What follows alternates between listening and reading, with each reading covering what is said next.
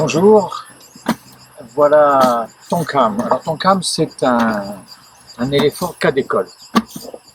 C'est-à-dire que cet éléphant-là, on a beaucoup hésité à l'acheter parce qu'elle avait la réputation, justifiée en plus, de provoquer des drames à longueur de temps. Il ne se passait pas une semaine sans qu'elle provoque un drame.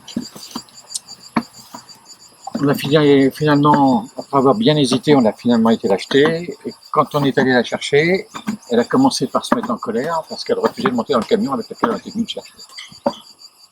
Et un éléphant comme ça qui se met en colère, c'est quelque chose de terrible. Donc on avait le choix, ou on l'a ramené de force dans le camion, on peut le faire. En premier contact, on a pensé que c'était pas très bon, on la faisait venir à pied. On a choisi l'option à pied, c'est-à-dire qu'elle a fait à peu près 100 km, un peu plus de 100 km en 3 jours. Et forcément, quand elle est arrivée ici, elle était fatiguée. Et c'est ça qui nous a sauvés. Parce que quand elle est arrivée ici, on l'a attachée derrière la maison. Et elle est restée 2 jours sans bouger, juste boire, manger et surtout communiquer avec les autres éléphants qui étaient ici.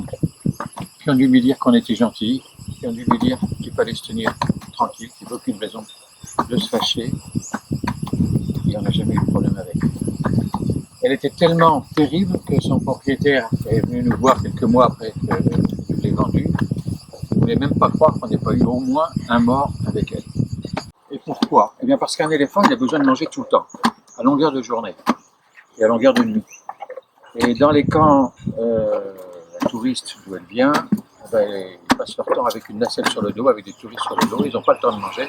Et je pense que c'est pour ça qu'il était de mauvaise humeur de temps en temps et qu'il a provoqué des drames. C'est un éléphant qui est très gourmand, elle est énorme, elle est trop grosse d'ailleurs. Elle est obèse, mais enfin elle est heureuse comme ça, donc on la laisse comme ça.